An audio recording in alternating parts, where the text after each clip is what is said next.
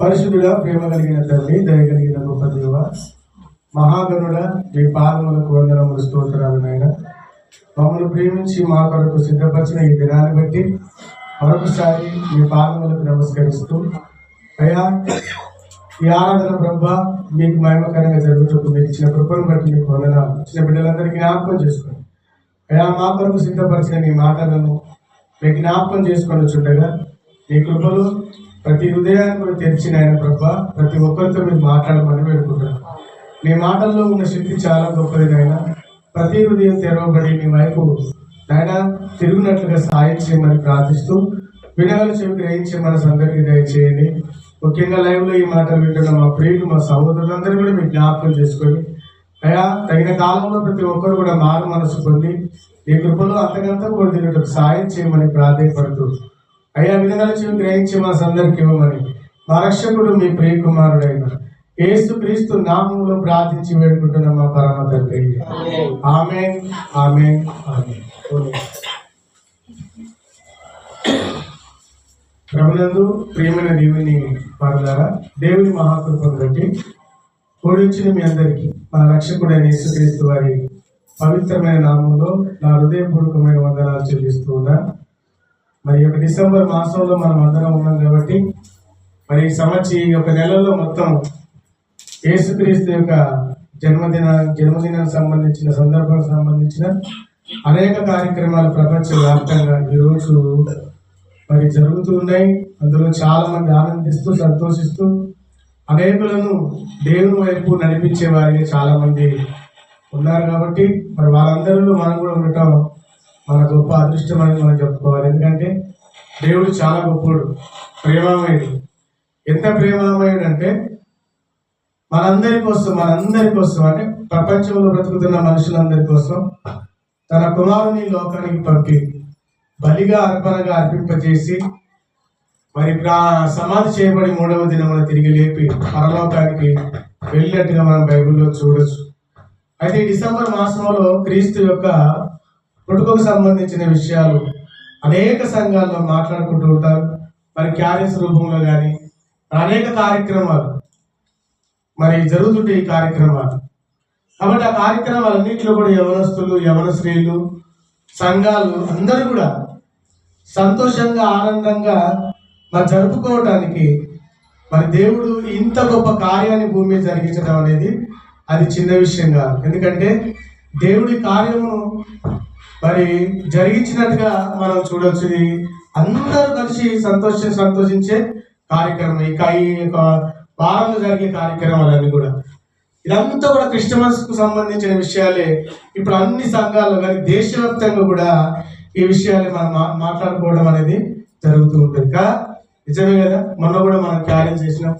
ర్యాలీలో కూడా చాలా మంది యవనస్తులు, యవన స్త్రీలు మరి చాలా మంది సరి అనుకోకుండా, బాధ అనుకోకుండా సహకరించి ఆ కార్యక్రమాన్ని జయప్రదం చేసినట్టుగా మనం చూడవచ్చు. నిజంగా అందులో మరి దేవుని వాక్యాన్ని పంచుకోవడానికి దేవుడు ఇచ్చిన కృపను బట్టి కూడా దేవాది దేవుని నామానికి మహిమ కలుగును గాక. అందులో చాలా మంది యవనస్తులు సహకరిస్తూ అనేక కార్యక్రమాలు మరి చేస్తూ ఉన్నారు. ఎందుకంటే మరి మంచిర్యాలలో ఉన్న సంఘాలన్నీ కూడా కలిసి ఆ కార్యక్రమం జరిగించాలని మాట్లాడుకున్నప్పుడు దానికి అందరూ ఓకే అని అద్భుతంగా జరిగించినట్టుగా మనం చూడవచ్చు. మరి ఈ రోజు కూడా సాయంత్రం 6 గంటలకు ఉన్నతమైన కార్యక్రమం ఉంది. మరి అక్కడ అనేక కార్యక్రమాలు, పనులు ఉంటాయి. మీరు ఎవరొస్తూ ముందు వెళ్ళాలి. అక్కడ వెళ్ళి ఆ కార్యక్రమాలన్నింటిలో మీరు పాల్గొనాలి. మన సంఘం తరఫున. అర్థమైందా? మరి దేవుని పని అయినప్పుడు ప్రతి ఒక్కరు కూడా అందులో ఉండాలి. స్త్రీలైన పురుషులైన వెళ్ళి అక్కడ ఏం పని ఉన్నా కానీ అందులో మీరు సహకారంగా ఉండాలి, సహకరించాలి, చేయాలి. అర్థమవుతుందా? చేయాలి, వెళ్ళి అడగాలి, పని అడిగి చేయాలి అక్కడ. ఎందుకంటే చాలా పనులు ఉంటాయి కాబట్టి.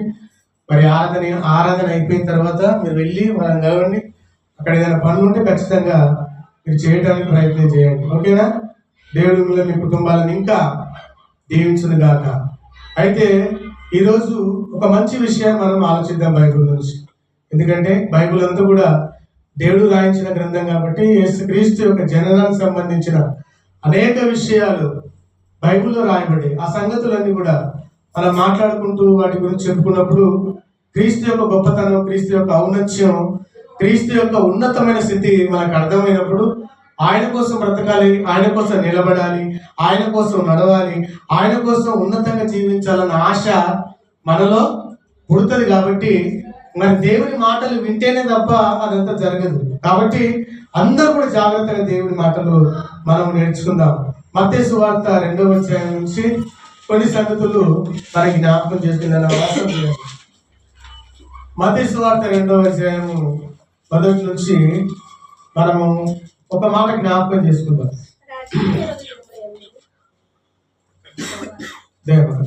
అంతే 2వ అధ్యాయము మత్తయి సువార్త 2వ అధ్యాయము 1 నుంచి రాజైన హేరోదు దినములయందు యూదయ దేశపు బెత్లెహేములో యేసు పుట్టిన పిమ్మట ఇదిగో తూర్పు దేశపు జ్ఞానులు యెరూషలేమునకు వచ్చి యూదులకు రాజుగా పుట్టినవాడు ఎక్కడున్నాడు అని హేరోదు రాజును వచ్చి అడిగారట.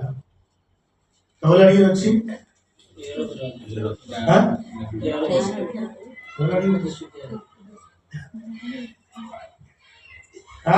తూర్పు దేశపు జ్ఞానులు వచ్చి, అప్పటికి హేరోదు రాజు పరిపాలనలో రాజుగా పరిపాలిస్తున్నారు అన్నమాట. అప్పటికి అంతకు ముందే ప్రవక్తలు చాలా మంది యేసుక్రీస్తు భూమి మీద పుట్టాడని ఎంతో మంది ప్రవక్తలు ముందుగానే ప్రవచన రూపంలో ఆల్రెడీగా చెప్పినట్టుగా బైబిల్లో మనం చూడవచ్చు.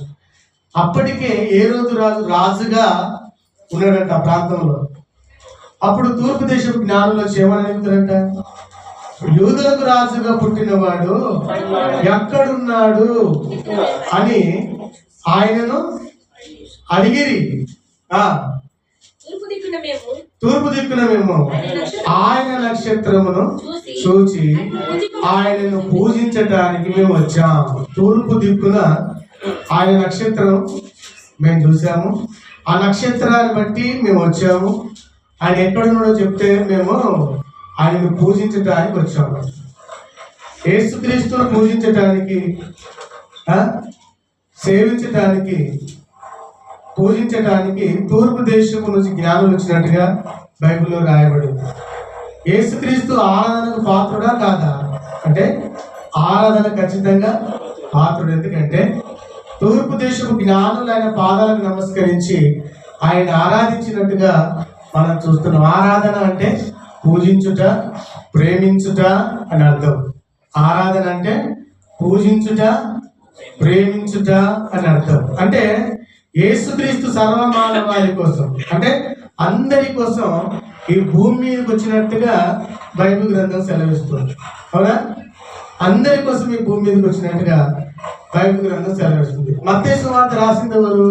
మత్తయి గారు. మత్తయి గారు ఈ యొక్క మాటలు రాస్తున్నప్పుడు క్రీస్తు జన్మదినానికి సంబంధించిన విషయాలు మత్తయి గారికి తెలుసు కనుకనే ఈ అధ్యాయం రాసిండే. అర్థమవుతుందా? అంటే ఇప్పుడు మత్తయి గారు క్రీస్తు భూమి మీద పుట్టినడానికి మత్తయి గారు కూడా సాక్ష్యమే. అలాగే లూకా సువార్తలో లూకా గారు కూడా ఆయన గురించి మాట్లాడినట్టుగా బైబిల్లో మనం చూడవచ్చు. లూకా సువార్త 1వ అధ్యాయము, లూకా రాసిన సువార్త 1వ అధ్యాయము 35వ వచనం చూడండి. లూకా సువార్త 1వ అధ్యాయం 35వ వచనం అనుకుంటా. దూత పరిశుద్ధాత్మ తన మీదికి ఎవరు చెప్తారా? కరెక్ట్ అందరూ పొక్కలు ఇంటికాడ ఉన్న బయట చదువు ఫోన్ పట్టుకొని కూర్చుంటారు. ఇంటికి వచ్చినాక ట్రై చేస్తుంటారు. లాభం అవసరం అది. మత్తయి సువార్త లూకా సువార్త 1వ అధ్యాయం 35వ వచనం. దూత పరిశుద్ధాత్మ నీ మీదకు వచ్చును, సర్వోన్నతుని శక్తి నిన్ను కమ్ముకొను గనుక పుట్టబోవు శిశువు పరిశుద్ధుడై దేవుని కుమారుడు అనబడును. ఇక్కడ ఎవరు మాట్లాడుతారు? ఇక్కడ లూకా గారు, వైద్యుడైన లూకా. లూకా అంటే డాక్టర్. ఆయన వైద్యం చేసేవాడు. అప్పుడు ఆ కాలంలో వైద్యం చేసేవాడు డాక్టర్ అన్నమాట. ఆయన లూకా సువార్త రాస్తున్నాడు అంటే మీరు బాగా ఆలోచించండి. వారి కాలంలో జరిగిన చరిత్రను చూసినట్టుగా వాళ్ళు రాసినట్టుగా మనకు కనబడుతుంది. ఎందుకంటే అప్పుడు మనం లేం కదా.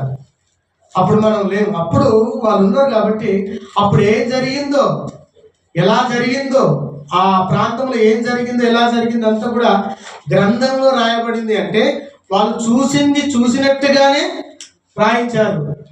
కల్లార ఏదైతే చూసిర్రో అది మాత్రమే రాయబడింది తప్ప వేరేది వాళ్ళు రాయలేదు అక్కడ. అంటే క్రీస్తు జననానికి సంబంధించిన విషయాలు వారు కల్లారా చూసిరు కనుకనే వాళ్ళంతా చూసింది చూసినట్టుగా రాయబడినట్టుగా మనం బైబిల్ గ్రంథంలో చూస్తున్నాం. ఇలాగ సువార్తలన్నిట్లో కూడా మరి వీళ్ళు మార్కు గారు కానీ, యోహాను గారు కానీ, మత్తయి గారు కానీ, ఇలాగ లూకా గారు కానీ, ఈ సువార్త 4 కూడా, ఈ 4 సువార్తలో మాట్లాడిన ఈ భక్తులందరూ కూడా యేసుక్రీస్తు జీవితంలో ఏదైతే జరిగిందో, వారు ఏదైతే కళ్ళారా చూసిర్రో అది చూసినట్టుగానే రాసినట్టుగా మనకు బైబిల్లో కనబడుతుంది. లూకా సువార్త మొదటి నుంచి చూడండి, అక్కడ ఎంత మంచిగా చెప్తుంది చూడండి సాక్ష్యం. లూకా సువార్త మొదటి నుంచి 1వ అధ్యాయం మొదటి నుంచి, లూకా రాసిన సువార్త 1వ అధ్యాయం మొదటి నుంచి.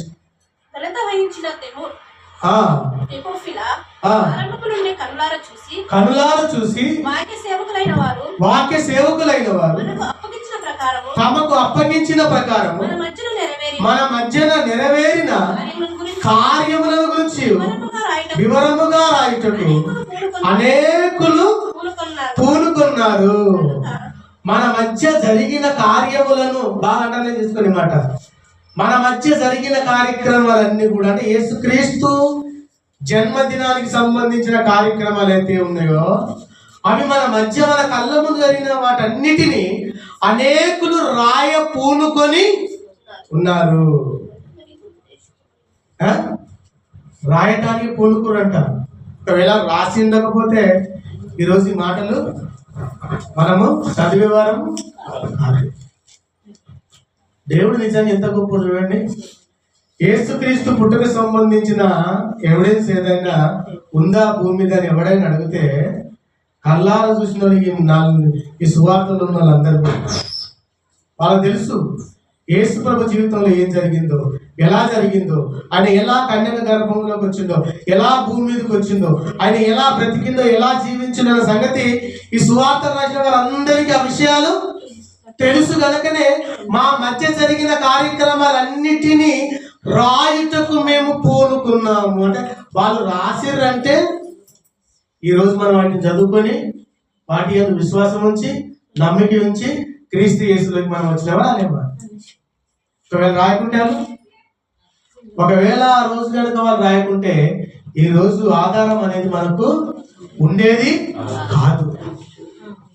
అందుకే దేవుడు యేసుక్రీస్తు కూడా ఈ భూమి మీదకి వచ్చినప్పుడు 12 మంది అపోస్తలులు ఏర్పరచుకుండా ఆయన వచ్చినప్పుడు ఎందుకు ఏర్పరచుకుంటూ, ఆయన జీవితంలో జరిగిన ప్రతి సంఘటనకు వాళ్ళు సాక్షులుగా ఉండటానికి. అంటే 33 సంవత్సరాలు భూమి మీద బ్రతిక తర్వాత వెళ్ళిపోతాడు యేసుక్రీస్తు కాబట్టి ఆ తర్వాత కొద్ది కాలం శిశువులందరూ భూమి మీద ఉంటారు కాబట్టి వాళ్ళు ఆయన గురించి ప్రకటించి ప్రాణాలు అర్పిస్తారు. కనుక వాళ్ళందరికీ విషయాలు తెలియాలి కాబట్టి మొదట దేవుని పని నిమిత్తం 12 మందిని ఏర్పరచుకున్నట్టు. ఆయన 12 మందిని ఆయన భూమికి రాకముందే మరి వీళ్ళందరినీ కూడా ఏర్పరచుకొని పరిశుద్ధాత్మ ప్రేరణ చేత క్రీస్తు జీవితంలో జరిగిన ప్రతీది కూడా యథార్థంగా రాయించినట్టుగా మనకు కనబడుతుంది.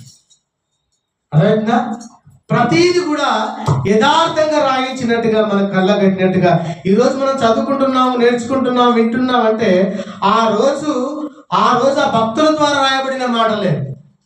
ఆ రోజు వారి ద్వారా రాయబడింది కనుక ఈ రోజు ఆ మాట చదువుకుంటున్నాం, ఆ మాట చెప్పుకుంటున్నాం, వాటి యందు నమ్మిక ఉంచుతున్నాం, వాటి యందు ఆసక్తి కలిగి ఉన్నాం, వాటిని బట్టే నమ్ముతున్నాం మనం. అందుకే వినుట వలన విశ్వాసం కలుగును, ఆ వినుట క్రీస్తుని గురించిన మాట వలన కలుగును అన్నాడు. అందుకే లోక గారు మా మధ్య జరిగిన విషయాలన్నిటిని మేము గ్రంథంలో రాయుటకు పూనుకున్నాము. పూర్వకాలంలో ఏం జరిగింది మనకు తెలుసా? మనం చూసినాం ఆ రోజు. ఏమంటే యేసుక్రీస్తు భూమి మీదకి వచ్చిపోయి ఇప్పుడు సుమారుగా 2025 సంవత్సరాలు అవుతుంది. 2025 సంవత్సరాల క్రితం భూమి మీదకి వచ్చిన యేసుక్రీస్తు చరిత్ర ఏం జరిగిందో, ఎలా ఉందో, ఆ రోజు పరిస్థితులు ఎలా ఉన్నాయో అవన్నీ మనకు తెలియాలంటే గ్రంథం దగ్గరికి రావాలి, బైబిల్ దగ్గరికి. నజరేతుకి వెళ్ళవలసిన పని లేదు, యోర్దానికి వెళ్ళవలసిన పని లేదు, యెరూషలేముకి వెళ్ళవలసిన పని లేదు, మనం డబ్బులు ఖర్చు పెట్టి వెళ్ళవలసిన పని లేదు. అక్కడ వెళ్ళవలసిన పని, అది కూడా ఒక ప్రాంతం, మన ప్రాంతంలో అదొక ప్రాంతం. యేసుప్రభు పుట్టిన ప్రాంతం కూడా ఇట్లనే ఉంటుంది మనలాగే. అక్కడ కూడా ఇదే సూర్యుడు, అక్కడ కూడా ఇదే గాలి, అక్కడ కూడా భూమి ఉంటుంది. కాకపోతే వ్యక్తుల్లో తేడా ఉండొచ్చు, భాషల్లో తేడా ఉండొచ్చు. అవునా? అంతేనా కదా? ఎక్కడ చూసినా అదే ఉంటుంది. యేసుప్రభు పుట్టిన ప్రాంతం బెత్లెహేంకి వెళ్తేనే మరి సరిగ్గా అనుకుంటే మరి చాలా మంది వెళ్ళగలుగుతారు, అక్కడ వెళ్ళలేదు. అక్కడ వెళ్ళవలసిన పని లేదు. అప్పుడు ఏం జరిగిందో, ఎలా జరిగిందో, సర్వమానవాళి కొరకు భూమి మీదకి ఆయన ఎందు నిమిత్తం వచ్చిందో అన్న సంగతులన్నీ కూడా గ్రంథంలో రాయబడి.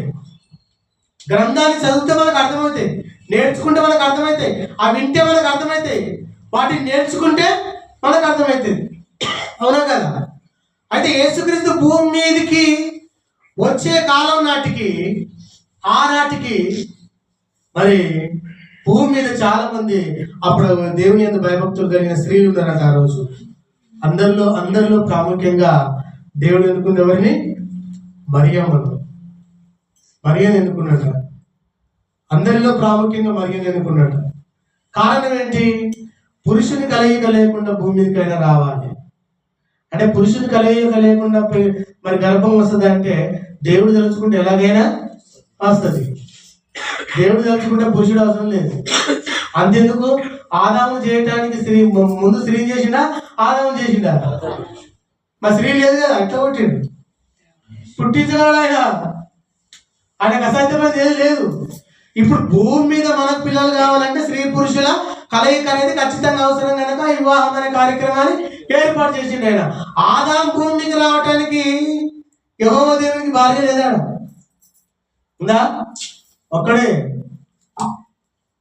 భార్య లేదు ఆయనకు. మరి ఆదాము ఎలా వచ్చింది భూమి మీదకి? త్యాగనడు ఆయన. ఆయనకు అసాధ్యమైంది ఏది లేదు. స్త్రీ లేకుండా పురుషుని కూడా తీసుకురాగలడు ఆయన. బాగా గుర్తుపెట్టుకోండి. ఎందుకంటే ఒకసారి అబ్రహాంతో అన్నమాట మనందరూ తెలుసు కదా, దేవుడు తలుచుకుంటే ఈ రాళ్ళకు సైతం పిల్లలు పుట్టింపగలడు అన్నాడు కదా. ఆ రోజు యేసుక్రీస్తు భూమికి రాబోతున్నాడు అన్న సంగతి, భూమికి వస్తున్నాడన్న సంగతి కొన్ని వందల ఏళ్ల క్రితమే మరి ప్రవక్తలతో ముందుగానే చెప్పించినట్టుగా మనం బైబిల్లో చూడొచ్చు. అర్థమైందా? అంతెందుకు, యోహాను గారు భక్తుడు యోహాను గారు బైబిల్లో, యోహాను భక్తుడు బైబిల్లో ఉండాలి కదా. యోహాను భక్తుడు ఆయన యేసుక్రీస్తు కంటే ముందు పుట్టినవాడు, ఒక 6 నెలల ముందు పుట్టినవాడు. యేసుక్రీస్తు కంటే పెద్దోడు. ఎందుకు పుట్టిన 6 నెలల ముందు అంటే, యేసుక్రీస్తు భూమికి రాబోతున్నాడని ముందుగా, క్రీస్తు కంటే ముందుగా వచ్చి సాక్ష్యం ఇవ్వటానికే యేసుక్రీస్తును యోహాను గారిని ముందుగా ఎలిజబెత్ గర్భంలోకి దేవుడు పంపించినట్టుగా మనం చూడొచ్చు. యోహాను భక్తుని ఎవరి గర్భంలోకి పంపించాడు? ఎలిజబెత్ గర్భంలోకి పంపించింది. యేసుక్రీస్తు మరి ఎలిజబెత్ గర్భంలోకి రావడానికి ఏర్పాటు చేసినట్టుగా మనం చూడొచ్చు. ఎలిజబెత్ గుడ్రాలు, పిల్లలు లేరు, ఆమెకి వృద్ధాపంలోకి వెళ్ళిపోయింది. ఎలిజబెత్ పిల్లలు లేక బాధపడుతుంది. అప్పటికే అనేక మంది చేత నిందలు మోస్తుంది. అప్పటికే నాకు పిల్లలు లేరేమో, కారేమో అనే ఆలోచనలోకి వెళ్ళిపోయి బాధలో కృంగిపోయి అనేక అవమానాలు అప్పటికే మోస్తుంది. ఆమె అనేక నిందలు అప్పటికే మోస్తుంది. మనుషులు ఎలాంటి వాళ్ళు? భూమి మీద మనుషులు ఎలాంటి వాళ్ళు? ఏది పొదువుకున్నామో ఏది చూపిస్తారు మనుషులు. మనుషులు కాదు మనుషులు. అవునా? అవునా కదా? ఇక పిల్లలు లేరంటే ఆరింట్లోకి ఏదో లేనట్టు పిల్లలు ఉండవచ్చు. పిల్లలు లేకపోతే లేనానికి బాధ, పక్కింటి ఆమెకి ఎందుకు బాధ? ఏందో దయ్యం అంటే లెక్క ఇవన్నీ, సైతాన్ ఆలోచన ఇదంతా కూడా. ఎవరికి లేకపోతే వాళ్ళకి బాధ. నీకుంటే నీ పిల్లలు వీళ్ళకి ఇస్తావా? మరి ఏనప్పుడు నీకెందుకు నొప్పి? ఇలా చాలా మంది ఎలిజబెత్ను కూడా అవమానించారు ఆ రోజు. చాలా మంది ఎలిజబెత్ను కూడా ఎత్తిపోసిన రోజు. అలా అవమానాన్ని భరిస్తున్న ఎలిజబెత్ గర్భాన్ని కూడా దేవుడు తెరిచి యోహాను భక్తుని ఇచ్చిండండి. కానీ పిల్లలు చాలా మంది కంటారండి. అంతమంది పిల్లలు బుద్ధిమంతులేనా? పనికి మాటలు అయిపోతారు భూమి మీద. మనం కానీ లాభం మురుస్తున్నావు ఎందుకు? నువ్వు పిల్లలు సంఘాలు కొట్టుకుంటున్నావు ఎందుకున్నారు నీకు పిల్లలు? ఏం చేయకున్నావు నీకు పిల్లలు? బాగా ఆలోచించండి. ఉపయోగకరంగా లేని 5 మంది ఉన్న పిల్లలు వేస్తే, పిల్లలు లేకుండా వేస్తే. అర్థమైందా?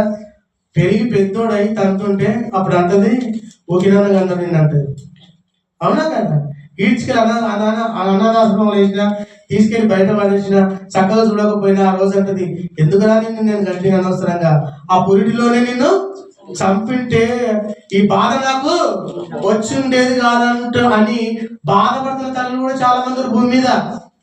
ఇలాంటి వాడు పుట్టినా ఒకటే, సచ్చినా ఒకటే, వీడు పుట్టి లాభం లేదనే తల్లులు కూడా చాలా మంది ఉన్నారు. అర్థమైందా? యేసుక్రీస్తు భూమి మీదకి వచ్చే కాలంలో ఎలిజబెత్ మీద అనేక నిందలు వేస్తారు. అప్పటికే ఎలిజబెత్ ఎన్నో నిందలు, జకరియా ఆమె భర్త ఎన్నో నిందలు అప్పటికి వృద్ధాపంలోకి వెళ్ళిపోయింది ఆమె. అప్పుడు పరలోకమందున్న దేవుడు ఆమె మీద ఉన్న నిందను తీయటానికి యోహాను అనే మంచి భక్తుని ఆమె గర్భంలోకి పంపిండండి. తెలుసా? యోహాను గారు ఎలిజబెత్ గర్భంలోకి వచ్చినప్పుడు ఎలిజబెత్ ఎంత ఆనందించిందో తెలుసా? పుట్టినప్పుడున్న ఆనందం పెద్దగైనప్పుడు తల్లిదండ్రులు తెలుసా మీకు? వాడు అనే మాటలు, చూసే చూపు, వాడు మాట్లాడే తీరు, తిరిగే తీరు చూస్తుంటే పుట్టినప్పుడున్న ఆనందం పెరిగి పెద్దగైన తర్వాత ఉండదు. ఎలిజబెత్ గర్భంలోకి వచ్చిన యోహాను గారు అలా కాదు. పుట్టుకొని నుండే ఎలిజబెత్ గర్భంలోకి వచ్చిన నాటి నుండే దేవుని యందు భయభక్తులు కలిగిన వాడు. అర్థమైందా? ఎన్నో నిందలు మోస్తున్నా, ఎన్నో అవమానాలు మోస్తున్నా ఆమె గర్భాన్ని దేవుడు తెలిసినట్టుగా బైబిల్లో మనం చూడొచ్చు. ఒక్కడే పుట్టినాకు, కానీ క్రీస్తు మార్గాన్ని సరళం చేయటకు క్రీస్తు కంటే ముందుగా భూమి మీదకి పంపబడిన వాడు. వాక్యం కూడా ఆయన దగ్గరికి వెళ్ళిందంట. ఎబ్రీ పత్రిక చూడండి ఒకసారి, 3వ అధ్యాయం 5వ వచనం. ఎబ్రీ పత్రిక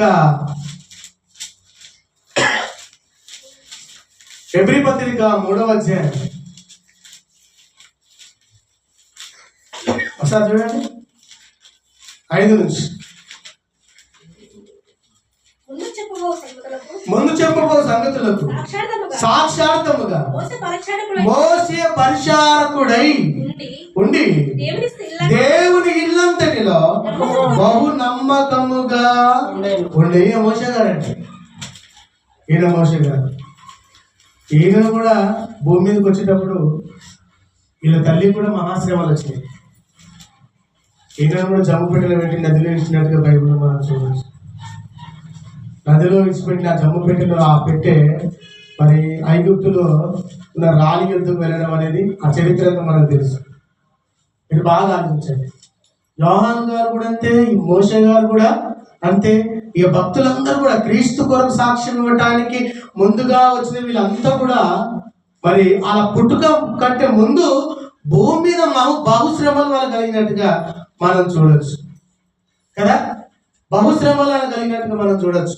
ఎలిజబెత్ గర్భంలోకి వచ్చిన యోహాను గారు ఎలిజబెత్ గర్భంలోకి వచ్చిన తర్వాత యోహానుగా ఎలిజబెత్ దర్శించడానికి మరియమ్మ తల్లి వెళ్తుంది. లోక సువార్తకి వెళ్ళండి ఒకసారి. లోకా రాసిన సువార్త ఒకసారి చూడండి. లోక సువార్త 1వ అధ్యాయం చూడండి, 36వ వచనం చూడండి. మరియు నీ బంధువురాలు ఎలిజబెత్. లోకా సువార్త 1వ అధ్యాయం 36వ వచనం.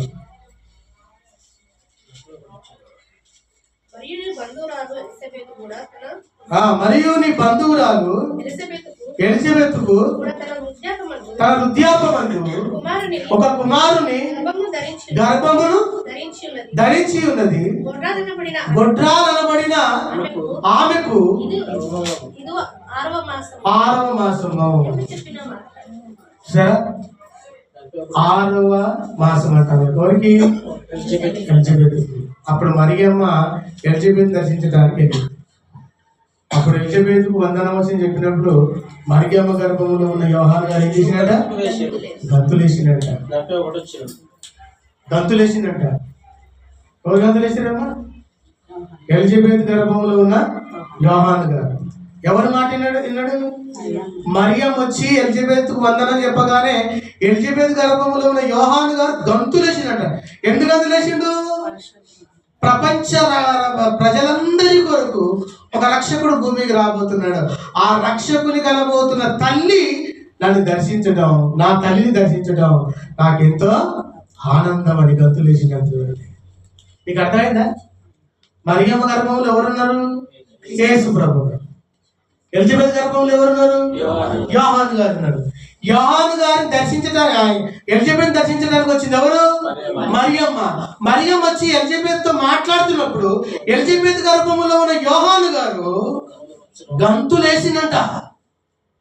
ఆనందంతో గంతులేసి. ఎందుకంటే లోకరక్షకుడైన యేసుక్రీస్తును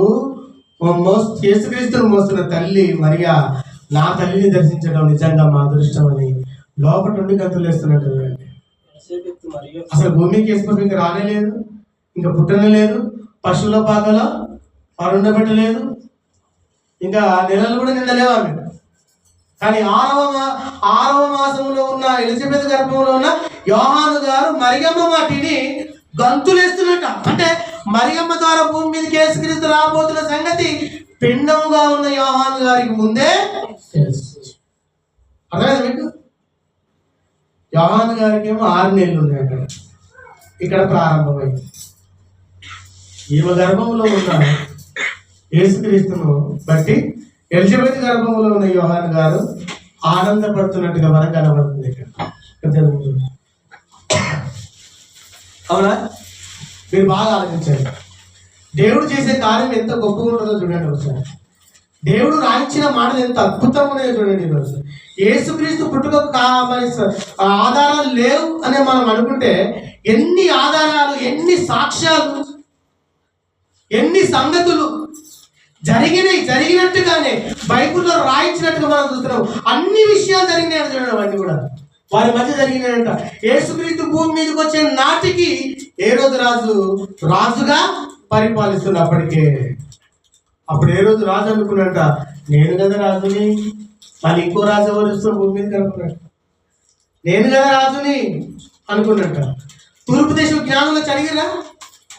యూదులకు రాజుగా పుట్టినవాడు ఎక్కడున్నాడు అని అడిగినప్పుడు హేరోదు రాజు అనుకున్నట్ట, నేను కదా రాజుని, మళ్ళా నాకంటే గొప్ప రాజు రాబోతుండ భూమి మీదకి. అప్పుడు వెళ్ళి గ్రంథాలన్నింటినీ తిరిగేయమని చెప్పిందట. గ్రంథాలన్నింటినీ తిరిగి, అప్పుడు గ్రంథాలు అందరి చేతిలో లేవు. యెరూషలేము దేవాలయంలోనే ఉంటున్న గ్రంథం. ఇప్పుడైతే అందరి చేతుల్లో బైబుల్ ఉంది. పూర్వకాలంలో అందరి చేతిలో బైబుల్ లేవు, అందరి చేతిలో ఈ మాటలు లేవు. ఇప్పుడు ఇంటింటికి 4 బైబుల్ ఉన్నాయి, ఇంటింటికి 6 బైబుల్.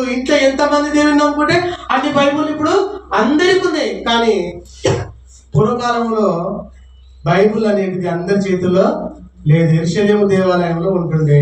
అక్కడ యాజకులుగా ఉన్నవారు, అక్కడ ఆరాధన జరిపించేవారు చదివితే వచ్చి విని వెళ్ళేవారు తప్ప వారి చేతుల్లో అవి ఉండేవి. ఇలా మీలాగా బైబుల్ ఉండేది కాదు వాళ్ళ చేతిలో. యెరూషలేము దేవాలయంలో ఉంటుండే.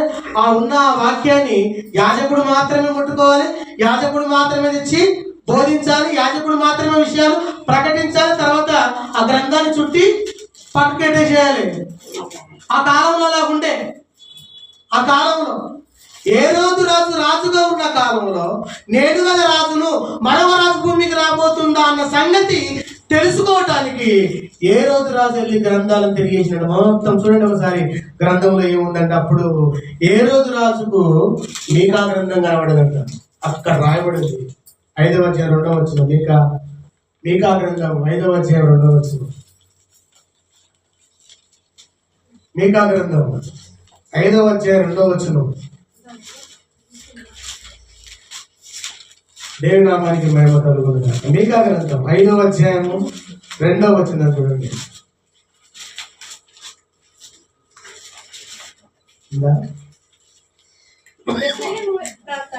బెత్లెహేము ఎఫ్రాతా యూదవారి కుటుంబంలో నీవు స్వల్ప గ్రామము, అంటే చిన్న గ్రామం అనమాట. అది ఏది యూదా బెత్లెహేం గ్రామం చాలా చిన్న పల్లెటూరు అనమాట. ఆ చిన్న పల్లెటూరులో నుంచి ప్రపంచాన్ని గొప్ప రాజు రాబోతున్నాడని క్రీస్తు పూర్వం 700లో మీకా ప్రవక్త పరమ చెప్తున్నారు. చూడండి, అర్థమైందా? క్రీస్తు పూర్వం 700లో మీకా ప్రవక్త యేసుక్రీస్తు ఎక్కడ పుడతాడు, ఎవరి గర్భంలోకి వస్తాడో, ఏ గ్రామంలో పుడతాడు అన్న సంగతి క్రీస్తు పూర్వం 700లోని ఈ ప్రవచనాన్ని ఆ గ్రంథంలో రాసిన మాట నేను మీకు చూపిస్తాను. చదవండి, ఏమంటున్నాడు? మీకా గ్రంథం 5వ అధ్యాయం 2వ వచనం. బెత్లెహేము ఎఫ్రాతా యూదావారి కుటుంబంలో నీవు స్వల్ప గ్రామమైనను నా కొరకు ఇశ్రాయేలీయులను ఏలబోవాడు నీలో నుండి వచ్చును. పురాతన కాలమును మొదలుకొని శాశ్వత కాలము ఆయన ప్రత్యక్షమవుచు ఉండెను. ఆయా కాలంలో కూడా ప్రత్యక్షమవుతూ ఆత్మరూపిగా భూమి మీద దర్శనమిస్తున్నాడు యేసుక్రీస్తు. 2000 ఏళ్ల కింద పుట్టినవాడు కాదు. ఆది కాండంలో ఆదాము ఉన్నప్పటి నుంచి కూడా ఆయా కాలాల్లో కూడా ఆత్మరూపిగా వారితో మాట్లాడుతూ దర్శిస్తూ ఉన్నాడంటే అప్పుడు కూడా 2000 ఏళ్ల కింద వచ్చిన వాడు కాదు, అంతకు ముందే ఉన్నవాడు. అర్థమవుతుందా? ఏమండి, బెత్లెహేం అనే గ్రామం చాలా చిన్నది, చిన్న పల్లెటూరు. అక్కడ యేసేపు మరియమ్మ ఇద్దరు దంపతులు. వారికి వివాహమే కాలేదు, ఎంగేజ్మెంట్ అయింది అంతే. వివాహమే కాలేదు, కానీ ఎంగేజ్మెంట్ అయింది, ప్రదానం చేయబడింది, ఎంగేజ్మెంట్ అయింది అంతే. అయితే దేవదూత వచ్చి మాట్లాడింది ఎవరితోని? మరియమ్మతో మాట్లాడింది. ఏమని? దయాప్రాప్తురాల నీ శుభము. అసలు ఆ శుభవచనం ఏంది అనుకుందాం, ఎందుకంటే ఆమె తెలియదు కాబట్టి ఏందో అనుకుంది. అప్పుడు అన్నది, ఒక గర్భవతి అవుతావు, ఒక కుమారుని అంటావు, ఆయనకు యేసు అని పేరు పెడతావు. ఆయన ప్రపంచాన్ని ఏలటానికి, ప్రపంచ ప్రజలందరి కొరకు, ప్రపంచ రాజభారాన్ని మోయటానికి, ప్రపంచంలో మానవుల పాపములన్నీ ఆయన భుజముల మీద వేసుకొని మోయటానికి ఆ రక్షకుడైన క్రీస్తును నీ గర్భము ద్వారా ఈ భూమికి తీసుకురాబోతున్నాను అన్నాడు. ఎవరితో? మరియతో అన్నాడు. అప్పుడు మరి ఏమన్నది? అదేంటి ప్రభువా, నాకు వివాహం కూడా కాలేదు, ఇంకా నేను పురుషుణ్ణి ఎరగని దాన్ని కదా, ఇది నాకు ఎలా సాధ్యం అన్నది. ఆమె కూడా ఏమన్నది? ఇది నాకు ఎలా సాధ్యం అన్నది. పురుషుని కలగకుండానే పిల్లలు అవుతారు అనేది మన ఆలోచన, అది మనుషులుగా మన ఆలోచన. అది పురుషుని కలయిక లేకుండా కూడా దేవుడు పిల్లలను పుట్టించగలడు అనేది దైవ జ్ఞానం. అది ఆయనకు అసాధ్యం, అది ఏదైనా సరే. మట్టి నుండి మనిషిని చేసినోడికి స్త్రీ లేకుండా సంతానం తీసుకురావాలి భూమి మీదకి కష్టం. అది దేవునికి అది మీరు బాగా ఆలోచించండి. నేల మట్టి నుండి మనిషిని చేసిన శక్తిమంతుడు మనుషుల్లో నుండి మరో మనిషిని తాగలేడా? ఈజీగా తాగలేడు, అవలీలగా చేసి పారేయగలడు. అది పెద్ద కథ ఏం కాదు దేవునికి. మన కష్టం అది, మనకు భారం అది, మనతో కాలి పని అది. అది ఎలా సాధ్యం అన్నది ఆమె. ప్రభువా, అది నాకు ఎలా సాధ్యం అన్నది. నీకు అది సాధ్యం కాదు, కానీ దేవునికి సాధ్యమే. అది నాకు ఎలాగ సాధ్యం అన్నప్పుడు పరిశుద్ధాత్మ వచ్చి నిన్ను కమ్ముకుంటుంది, పరిశుద్ధాత్మ వలన గర్భం ధరిస్తుంది, దేవుని శక్తి నీ మీదకి వస్తుంది అన్నది అన్నప్పుడే. దేవుని శక్తి నీ మీదకి వస్తుంది అన్నప్పుడు ఆమె మారు మాట మాట్లాడలేదు, వెనక ముందు ఆలోచించలేదు కదా. ఎందుకంటే భూమి మీద గొప్ప కార్యం జరగబోతుంది. భూమి మీద సర్వమానవానికి ఒక రక్షకుడు భూమి మీద రాబోతుండు. ఆ రక్షకుడు నా గర్భంలోకి రావడం నా అదృష్టం. నిజంగా ఒక రక్షకుని కనే అదృష్టం నాకు వచ్చింది. ఈ భాగ్యాన్ని పోగొట్టుకోవద్దు, ఈ అదృష్టాన్ని పోగొట్టుకోవద్దని ఎన్ని నిందలైనా, ఎన్ని అవమానాలైనా, సూటిపోటి మాటలైనా భరిస్తూ వచ్చింది. ఆమె నిందలు భరించింది, అవమానాలు భరించింది. కానీ పెళ్లి కాకముందే గర్భవతి అవుతుందంటే ఎవరికైనా కూడా చెప్పండి. గర్భం వస్తే ఎవరికైనా ఎట్లుంటుంది? అసలు లోకం ఒకటి ఇప్పుడున్న ఈ జనరేషన్లో వివాహం కాకుండా ఎవరైనా గర్భవతి అయితే ఎంతమంది ఎన్ని రకాలుగా మాట్లాడుకుంటారమ్మా? ఎన్ని రకాలుగా మాట్లాడుకుంటారు? చాలా రకాలుగా వాళ్ళు మంచోళ్ళు కదా, వాళ్ళు కూడా ఏదో పని చేసిన వాళ్ళు ఉంటారు కానీ మాట్లాడతారు మాత్రం. అందరు రాయేస్తారు, అప్పుడు అందరు రాయేస్తారు. తప్పు చేసిన కూడా రాయేస్తాడు, పాప చేసిన రాయేస్తాడు, తప్పు మార్గం ఉన్నాడు కూడా రాయేస్తాడు అవకాశం వచ్చినప్పుడు. కానీ మేము ఎలాంటి వాళ్ళమో చూసుకోరు వాళ్ళు, మా పరిస్థితి ఏంటని చూసుకోరు వాళ్ళు. ఆమె పవిత్రురాలు, పరిశుద్ధురాలు. ఆమె పరిశుద్ధాత్మ చేత గర్భాన్ని ధరించింది ఆమె. అటువంటి ఆమెకు నిందలు వచ్చినాయి, అవమానాలు వచ్చినాయి. కానీ ఆ కార్యము మనుషుల వల్ల జరిగింది కాదు. ఎవరి వల్ల జరిగింది? మరి దేవుని వల్ల జరిగింది. ఆ కార్యం మనుషుల వల్ల జరిగింది. దేవుడు తలుచుకుంటే ఏదైనా చేయగలడు, ఎలాంటి గొప్ప కార్యాలైనా చేయగలడు. ఆయనకు అసాధ్యమైనది ఏది లేదు. బాగా గుర్తుపెట్టుకోండి, దేవుడు చేయగా దాన్ని తిప్పివేయువాడు మనుషుల్లో ఎవడి వల్ల కాదండి. కన్యక గర్భవతి అవుతుంది అంత అవుతుంది అంతే, కాదనటానికి వెళ్ళి సైన్స్ ఒప్పుకుంటుందా అంటే సైన్స్ ఎక్కడి నుంచి వచ్చింది? ప్రకృతి నుంచి వచ్చింది సైన్స్. సైన్స్కు మూలమేది? సైన్స్కు మూలం ప్రకృతి.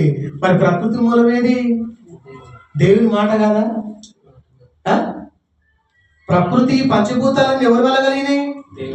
దేవుని మాట వల్ల కలిగినాయి. అంటే దేవుని మాట వల్ల కలిగిన ఈ ప్రకృతిలో నుంచి వచ్చిందే సైన్స్.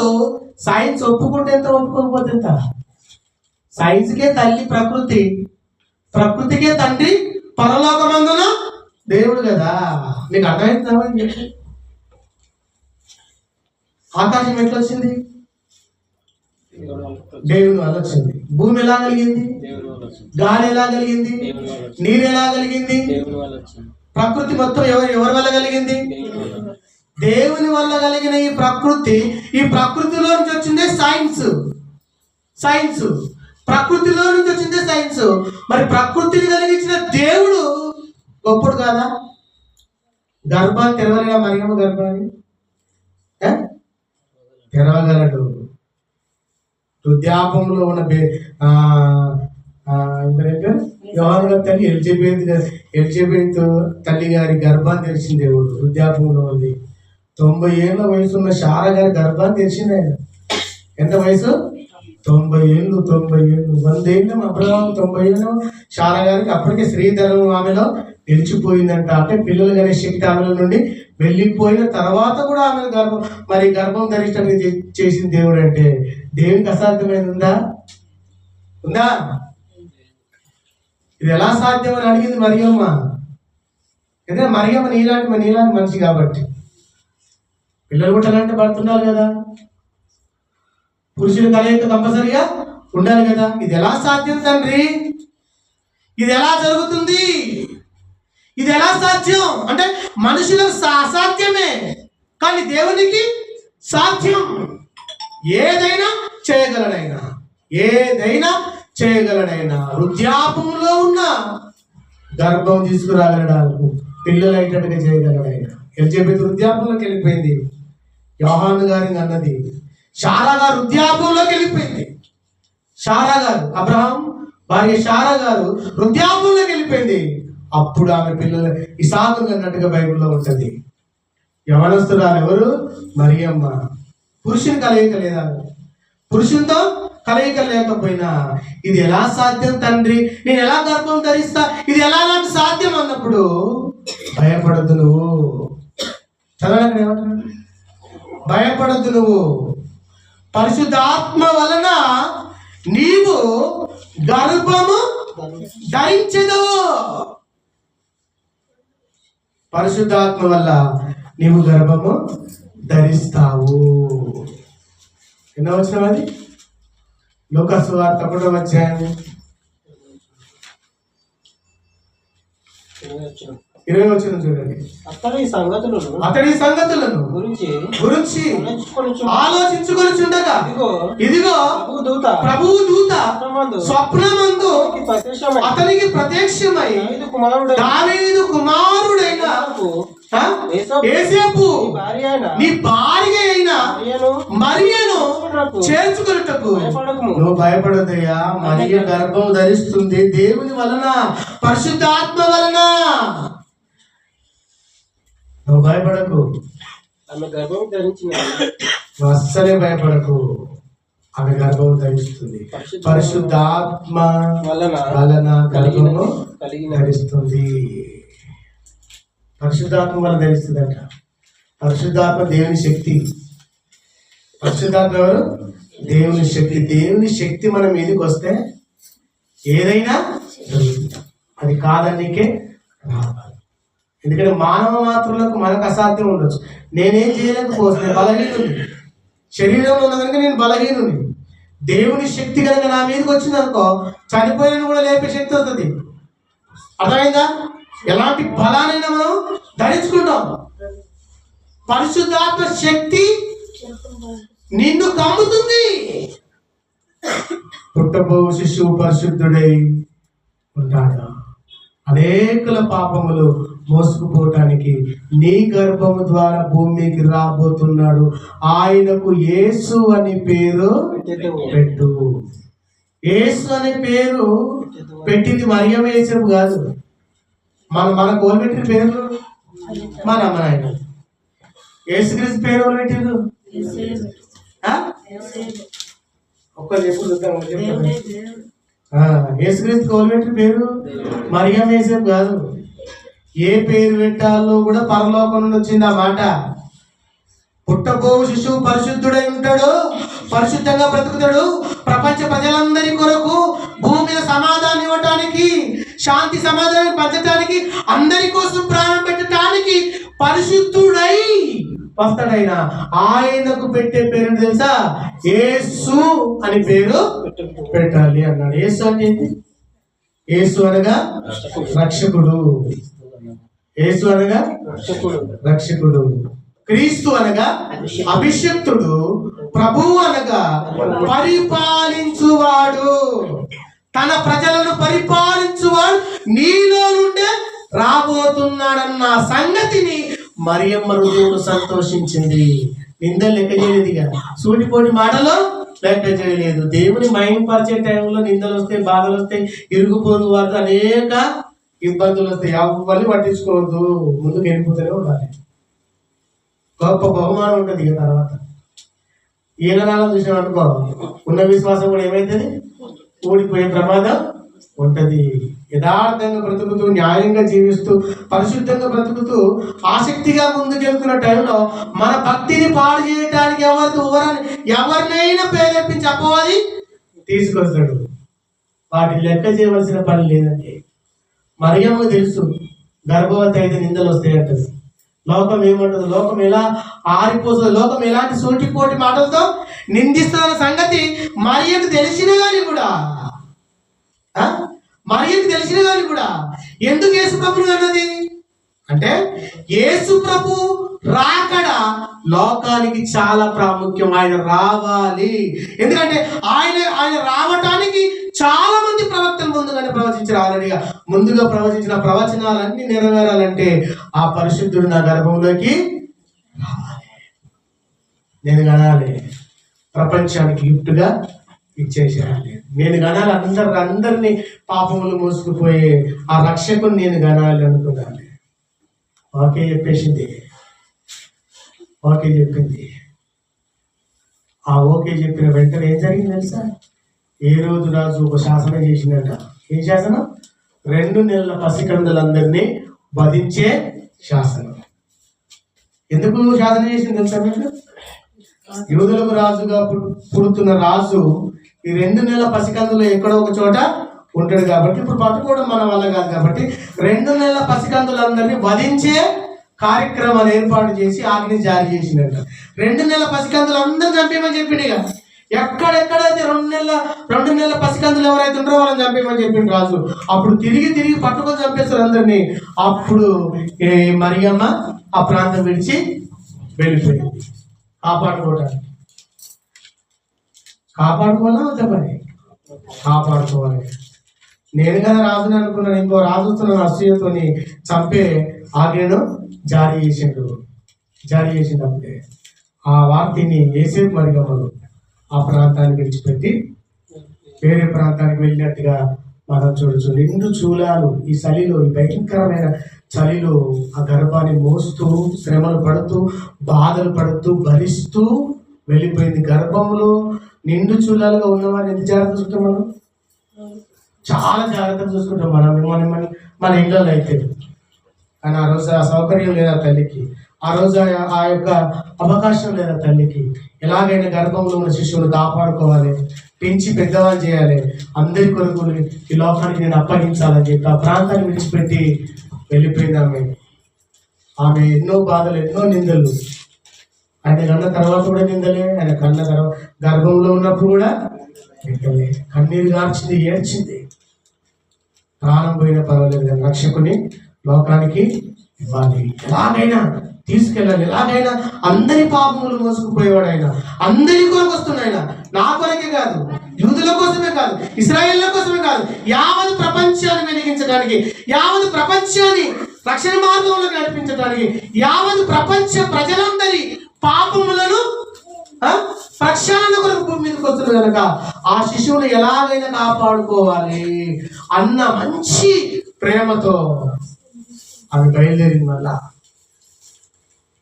నిజంగా ఆ రోజు ఆ తల్లి త్యాగం చేయకుంటే, ఆ రోజు ఆ తల్లి ఆ త్యాగానికి ముందుకు రాకుంటే, కానీ ఆ తల్లి చేసిన త్యాగం ఎంత గొప్ప తెలుసా అండి. ఈ రోజు క్రీస్తును దేవునిగా ఆరాధిస్తున్నాం అంటే దేవుని సంకల్పం. ఆ తర్వాత ఒక తల్లి జీవితమే పనంగా పెట్టింది, ఒక తల్లి బ్రతుకునే క్రీస్తుకు పనంగా ఇచ్చేసినందుకే మరియమ్మ తల్లిని రోమన్ క్యాథలిక్ చర్చలు దేవతగా పూజిస్తారు. మరియమ్మ తల్లి ఎవరంటారు? యేసుక్రీస్తుని కన్నా తల్లి. ఆమె కూడా దేవతనే అంటారు. దేవత ఏం కాదు కానీ అలా ఉద్దేశం అన్నమాట. ఒక దేవుని కన్నా తల్లి అది. మీకు అర్థమవుతుందా? రోమన్ క్యాథలిక్ చర్చలు తెలుసా మీకు? వివాహాలు చేసుకోకుండా వాళ్ళకి దేవుని సమర్పించుకుంటారు. పెళ్లి చేసుకొని పెళ్లి దేవునికి వెళ్ళాలి, ఇక వాళ్ళ దేవునికి సమర్పించుకుంటారు. విజయవాడ హాస్పిటల్కి వెళ్తే అక్కడక్కడ ఎంత మనకు కనబడతారు, ఫుల్ వైట్ డ్రెస్సులు వేసుకుంటారు. వాళ్ళంతా కూడా వివాహం చేసుకోరు, దేవుని సమర్పించుకుంటారు అనమాట. వాళ్ళంతా ఎవరిని కొలుస్తారంటే మేరీ మాతను, మరియమ్మని కొలుస్తారు. ఎందుకు కొలుస్తారంటే యేసుక్రీస్తు రక్షకుని ఆమె కన్నది కాబట్టి ఆమె కూడా గొప్పదాన్ని కొలుస్తారు. కానీ యేసుక్రీస్తుని కన్న తర్వాత ఆ మరియ కూడా యేసు ప్రభుకి మొక్కినట్టుగా బైబిల్లో ఉంటుంది, ఆయన ఆరాధించినట్టుగా బైబిల్లో ఉంటుంది. ఎందుకంటే ఆమెకు తెలుసు యేసుక్రీస్తు భూమికి రాబోతున్నాడని, అది దేవుని వల్ల జరుగుతుందని, దేవుని కార్యమని, ఎందరో ప్రవక్తలు ముందుగా ప్రవచించారని, ఆ మహా క్రీస్తుని భూమికి దేవుని సంకల్పం ద్వారా భూమికి రాబోతున్న సంగతి మరియ తెలుసుకుంది కాబట్టి తన జీవితాన్ని పనంగా పెట్టింది. నిందైన, బాధైన, ఇరుకైన, ఇబ్బంది అయినా ఏదైనా భరిస్తూ వచ్చింది. క్రీస్తును కానేంత వరకు కాపాడుకుంది. యేసు క్రీస్తును కన్న తర్వాత అప్పుడు మరి పశువుల తొట్టిలో పరుండ పెట్టినట్టుగా మనం బైబిల్లో చూస్తాం. అప్పుడు తూర్పు దేశపు జ్ఞానులు వచ్చి ఆ శిశువును చూసి ఆయన పాదాలకు నమస్కరించినట్టుగా మనం బైబిల్ గ్రంథంలో చూడొచ్చు. మత్తయి సువార్త చూడండి ఒకసారి. మత్తయి సువార్త 2వ అధ్యాయము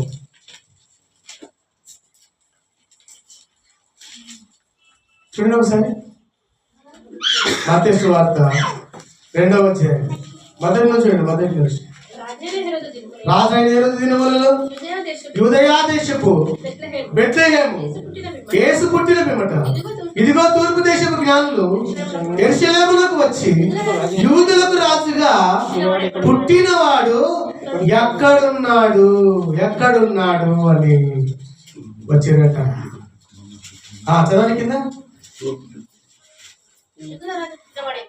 ఆ, తూర్పు దిక్కున మేము ఆయన నక్షత్రం, ఆయన నక్షత్రం క్రీస్తు జన్మ నక్షత్రం. చూడండి, ఆకాశంలో ఒక నక్షత్రం ఉందంట, అది క్రీస్తు పుట్టుకను చూపించడానికి ఆ నక్షత్రం కూడా పనిచేసింది. చూడండి, యేసుక్రీస్తు గుర్తుగా ఆకాశంలో ఏమొచ్చిందంట, ఒక నక్షత్రం వచ్చిందంట.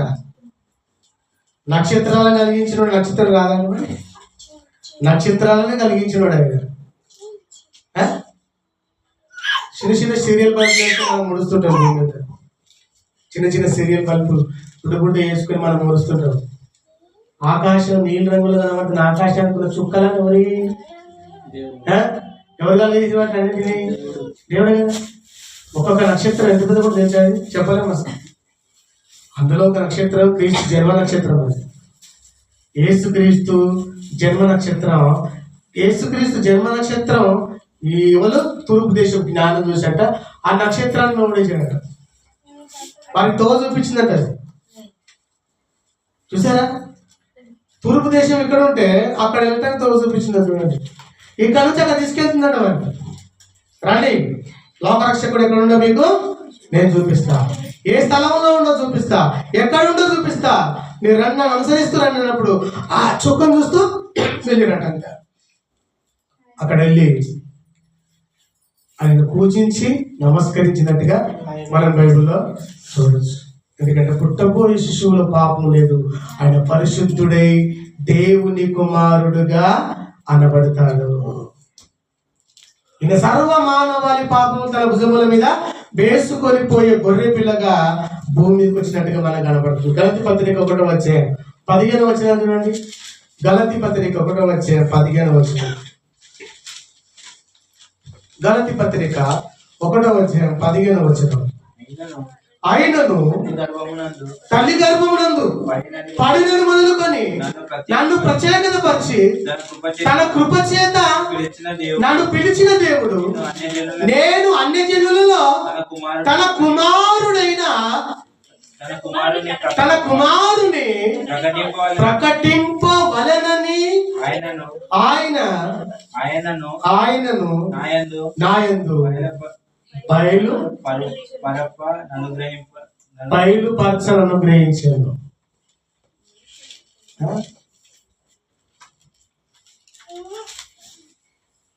పౌలు గారు చెప్తున్నాడు, ఏమంటున్నాడు?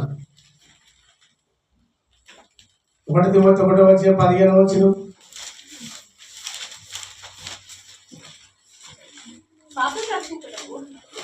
ఒకటో తిమోతి 1:15.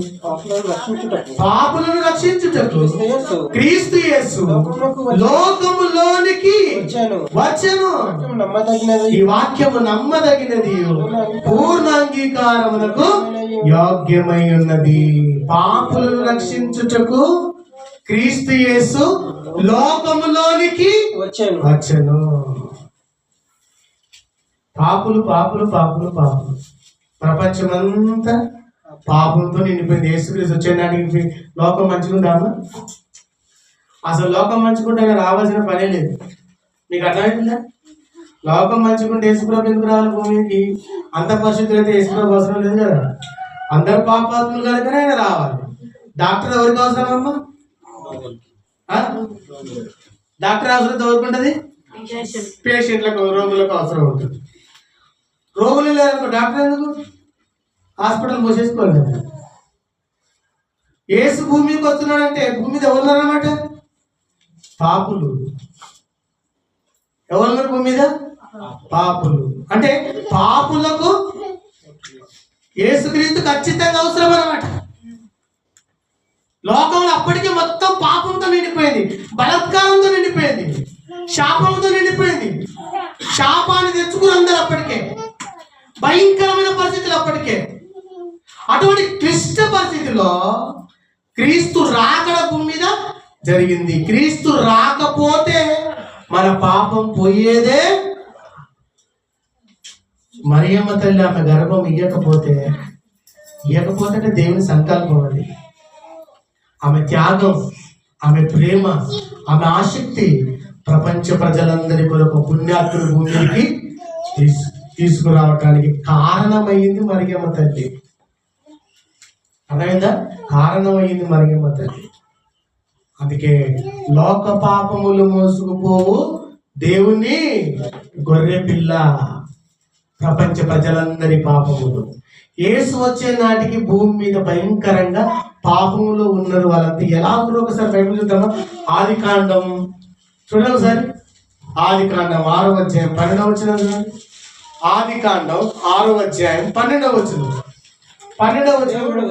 దేవుడు భూలోకమును చూసినప్పుడు అది చెడిపోయింది, భూమి మీద ఉన్న సమస్త శరీరం తమ మార్గములను చెడిపివేసుకున్నారు. చెడిపేసుకురంట, దేవుడిచ్చిన మార్గాన్ని చెడిపేసుకురంట. సమస్త శరీరం తమ మార్గమును చెడిపివేసుకున్నారు. అంటే నరకానికి పాత్రలు అయిపోయారు అందరూ. డేంజర్ జోన్ లోకి అందరూ వెళ్ళిపోయారంట. భయంకరమైన పరిస్థితిలోకి అందరూ వెళ్ళిపోయారంట. కన్ను మూస్తే నరకానికి వెళ్ళిపోయే స్థితిలోకి అందరూ వెళ్ళిపోయారంట. దేవుడు భూలోకమును చూసినప్పుడు అది చెడిపోయిందంటే, చెట్లు చెడిపోయిందా, గాలి చెడిపోయిందా, ఆకాశం చెడిపోయిందా, భూమి చెడిపోయిందా? అవన్నీ బాగానే ఉన్నాయి. ఎవరు చెడిపోయింది మరి? మనిషి. దేవుడు భూలోకమును చూసినప్పుడు అది చెడిపోయి ఉండను. భూమి మీద సమస్త శరీరులు తమ మార్గములను చెడిపివేసుకున్నారు. చెడిపేసుకురంట. ఇప్పుడేమన్నా మంచుకురా? క్రీస్తుని నమ్మి క్రీస్తు మార్గంలో ఉండి కూడా దైవికమైన విషయాల పట్ల సరైన అవగాహన చాలా మందికి లేదు. భక్తి ఎలా చేయాలో చాలా మందికి తెలియదు. వాక్య ప్రకారంగా బ్రతకాలనే విషయం కూడా చాలా మందికి తెలియదు. దేవుని ఎంత ప్రేమించాలో కూడా తెలియదు. ఏదో నమ్మిన బాప్తిసం తీసుకున్నాం కాబట్టి చర్చికి వెళ్తున్నాం అంతవరకే తప్ప భక్తి ఎలా చేయాలో చాలా మందికి ఇంకా తెలియదు. దేవుని ఎలా ప్రేమించాలో చాలా మందికి తెలియదు. దేవుని ఎలా వెంబడించాలో తెలియదు. దేవుని మార్గం ఎంత గొప్పదో తెలియదు. దేవుని మార్గంలో ఉంటే ఎలా ప్రవర్తించాలో చాలా మందికి తెలియదు. మార్గాన్ని చెడగొట్టుకుని, మొత్తం మార్గాన్ని చెడిపి వేసుకొని రేపు చూడండి. మార్గాన్ని చెడగొట్టుకున్నాడు, మొత్తం తుడిపేసుకున్నాడు, మొత్తం ఎవరిష్టానుసారంగా వాళ్ళు బతుకుతారంట.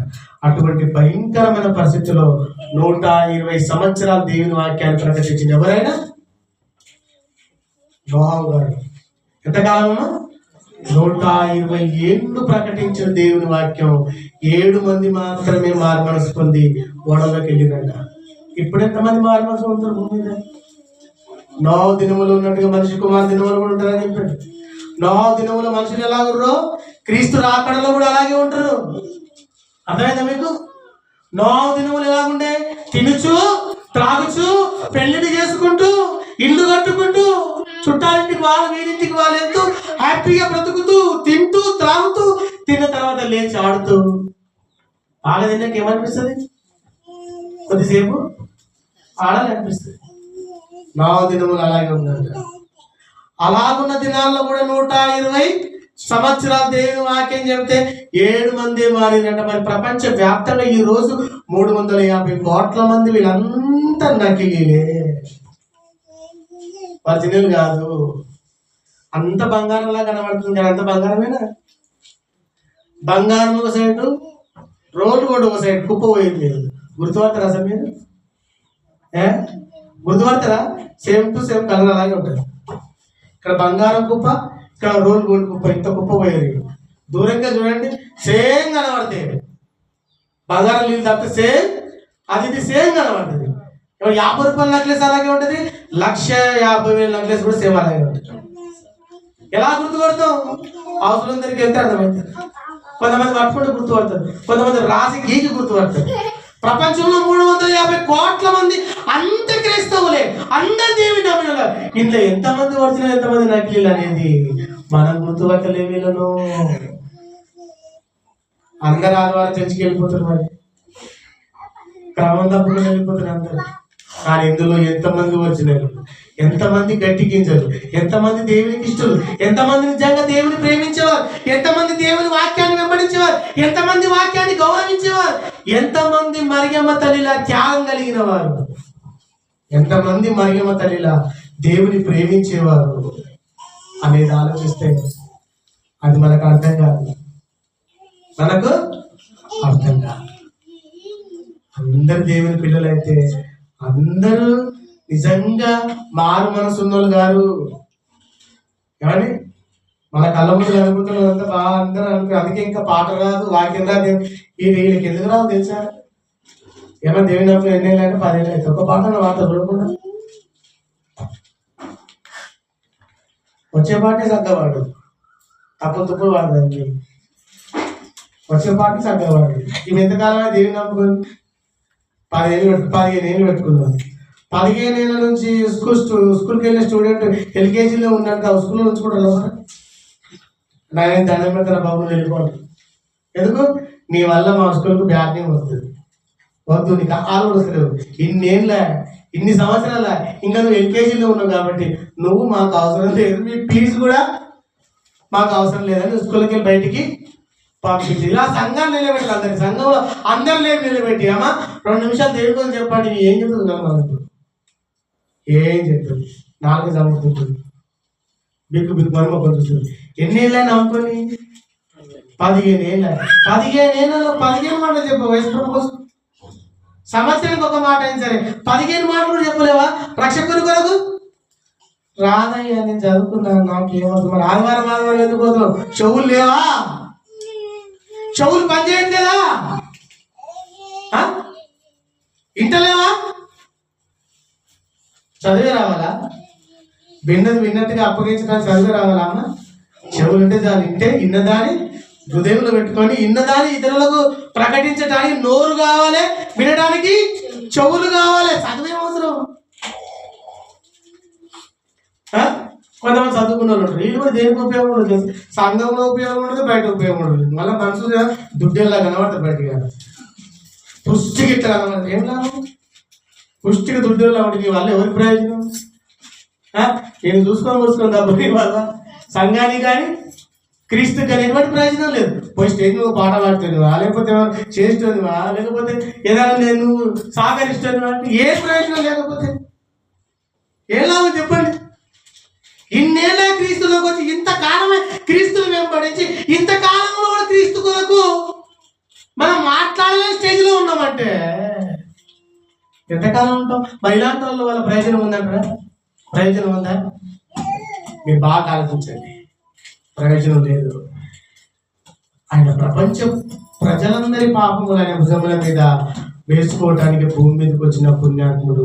ఆయన జీవితాన్ని గురించిన సాక్ష్యాన్ని ఆనాటి కాలంలో ఉన్న లోకా గారు, మత్తయి గారు, యోహాను గారు, ఇంకా మార్కు గారు, వీళ్ళంతా ఆ క్రీస్తు జీవితంలో జరిగింది బైబిల్లో రాశారు. పూర్వకాలంలో మన తాత ముత్తాతలు ఎట్లా బతికిరో, వాళ్ళ సైన్ ఎట్లుండదో, లేకపోతే వారి పేరు ఏంటి రాశారు మనకు తెలుసా? ఏదైనా పాత పేపర్ దొరికితే వాళ్ళకి చూసి గుర్తుపడుతున్నాం. అవునా? అప్పుడు రైటింగ్ ఒక రకంగా ఉండేది. ఆ పూర్వకాలంలో వాళ్ళు రాసి పెట్టింది అప్పుడు దొరికినాయి. అవి రాయకుంటే ఉండేవి కావు.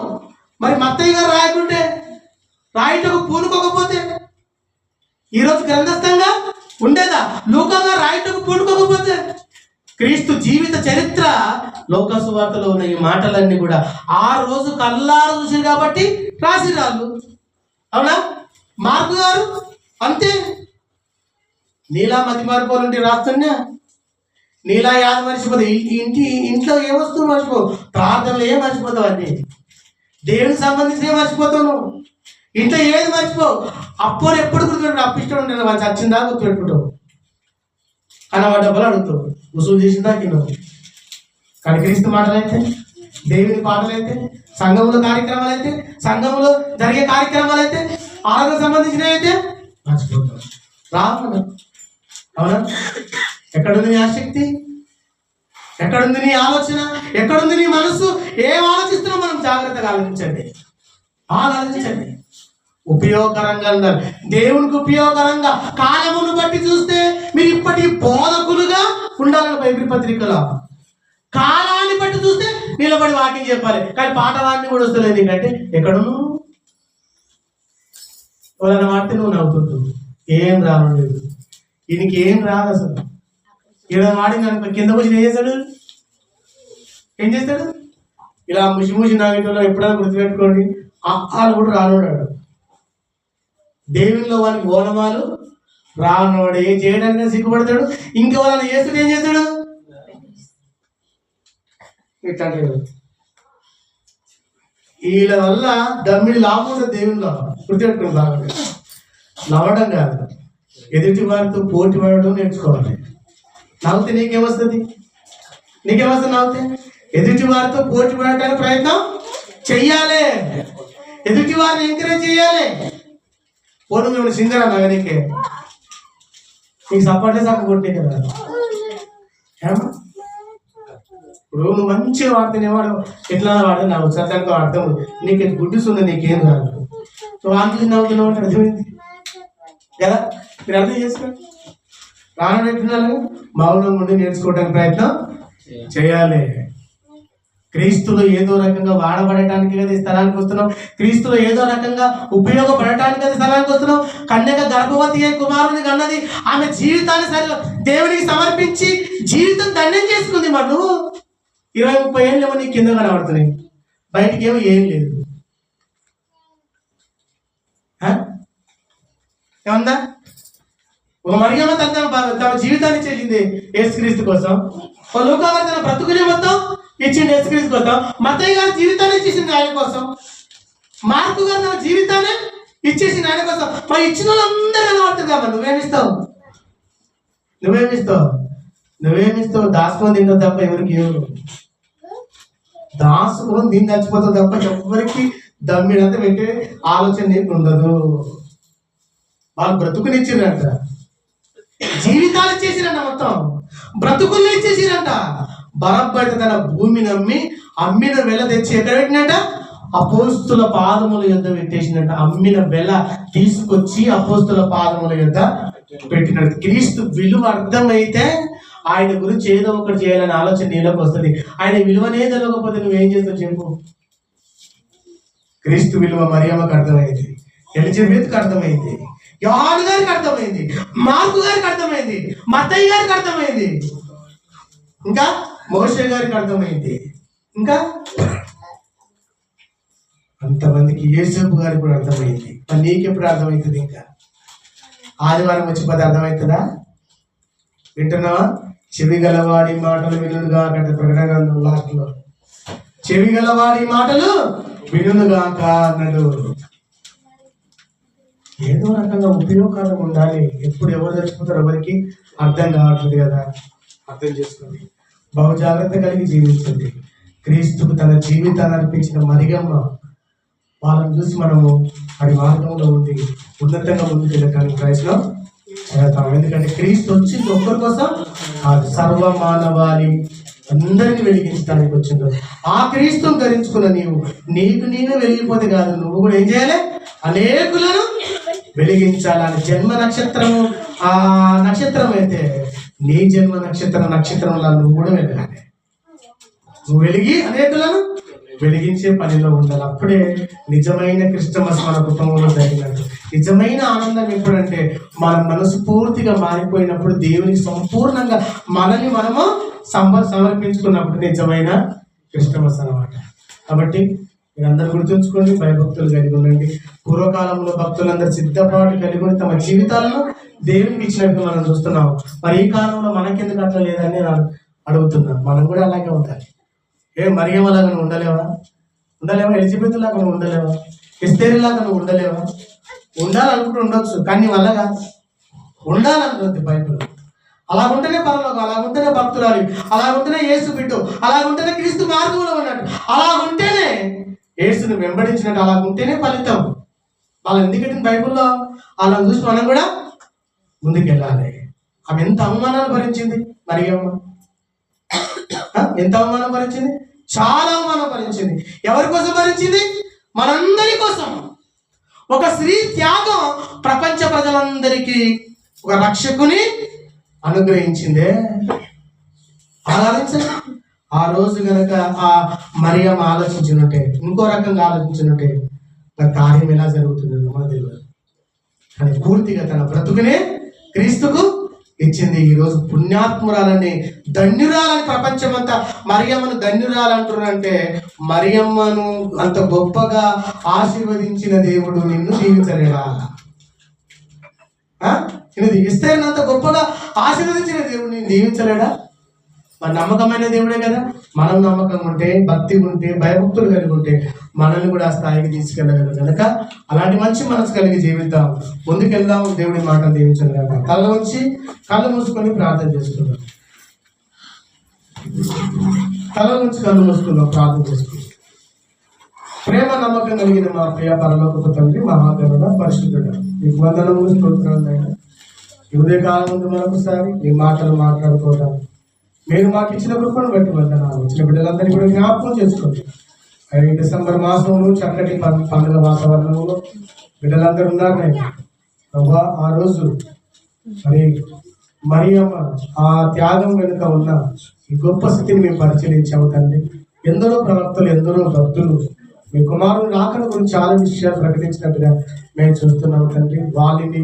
వారిని మా ముందుంచుకొని మేము కూడా భక్తి మార్గంలో ఉన్నతంగా ముందుకెళ్ళటానికి సాయం చేయమని ప్రాధాన్యపడుతూ అందరినీ మీ హస్తాలకు అప్పచెప్పుకుంటూ మేము తగ్గించుకుంటూ మా రక్షకుడు మీ ప్రియ కుమారుడైన యేసుక్రీస్తు నామములో ప్రార్థించి వేడుకుంటున్నాం మా పరమ తండ్రి. ఆమేన్, ఆమేన్, ఆమేన్. అలాగే మా గురించి ప్రార్థన లేకపోవచ్చండి. క్రీస్తు యొక్క శరీరంలో చేతులు దయచేసి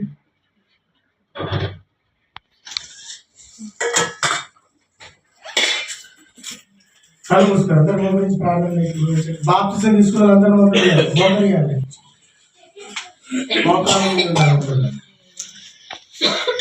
యేసు తన అప్పగింపబడిన రాత్రి ఒక తీసుకొని కృతజ్ఞతాస్తుతులు చెల్లించి